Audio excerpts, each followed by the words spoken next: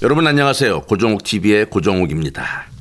자, 오늘 여러분과 이야기 나누고 낭독할 주제는 도전입니다. 도전. 야, 도전이 뭐에 대한 도전이냐?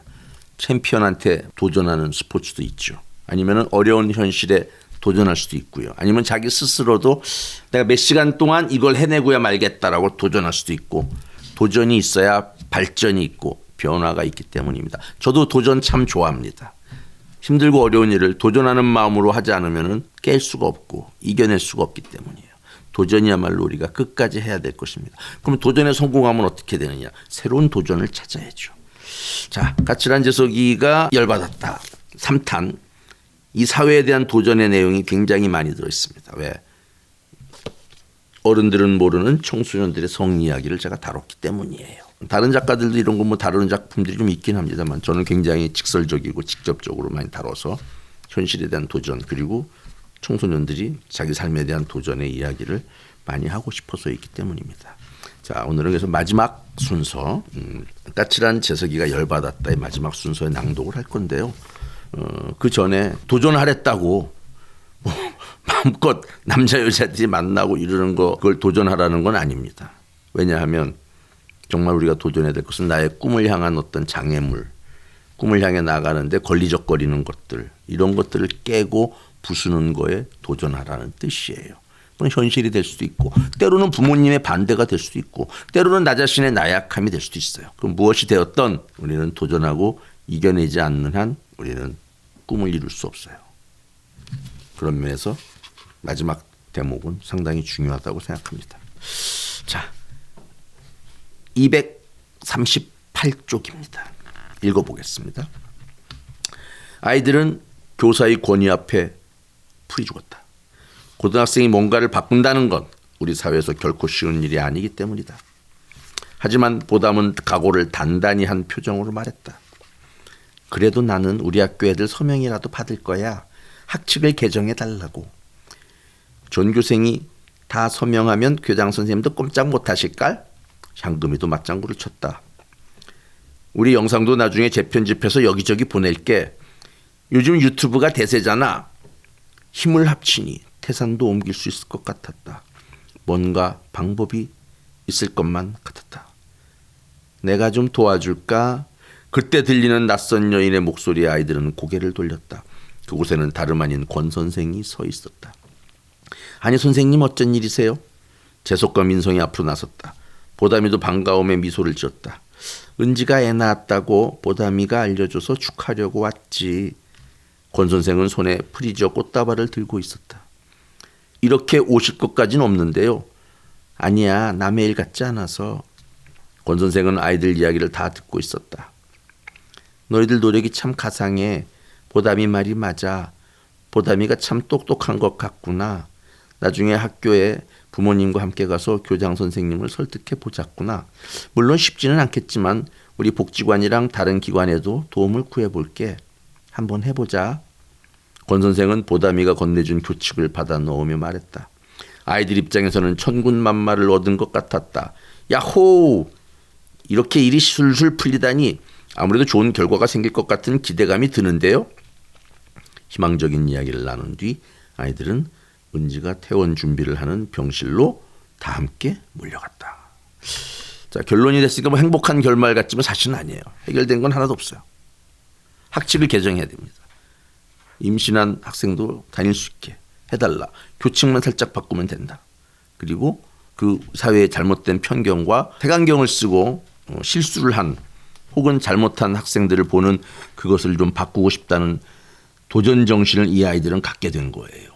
그리고 그 과정에서 제가 소개해드렸던 앞에 있는 그 스토리들을 통해서 성장을 하고 깨달은 겁니다.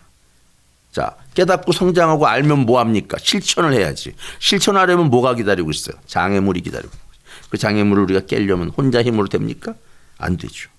안 되니까 여기서 보면은 다 같이 힘을 합쳐서 도전을 하고 학교에다가도 학칙을 고쳐달라고 진정해 보려는 거죠. 물론 여기는 보담이가 그 학칙을 열심히 연구했고 그다음에 은지는 용감하게 애를 낳았고 물론 아빠를 찾아가지고 행복하게 살 수 있는 장치가 마련이 되긴 했습니다만 은지 개인의 행복이 끝나는 것이 아니라 제2, 제3의 은지라든가 제2, 제3의 다른 청소년들의 문제를 우리가 이 사회가 끌어안으려면 그 사회를 바꿔야 되고 어른들이 만들어 온 규칙과 틀을 개선해야 되고 합리적으로 현실적으로 고쳐나가야 되는데 그거는 쉽게 되지 않는다는 거죠. 청소년들의 패기와 열정과 도전에 의해서 바꾸겠다는 거죠. 사실은 사연 바꾸는 게 문제가 아니라 진정 어려운 것은 자기 자신을 바꾸는 거예요.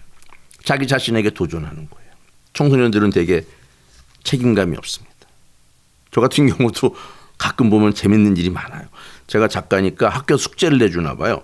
인터뷰해 오라는 거예요. 근데 인터뷰 막 문자가 와요. 선생님 인터뷰해 주세요.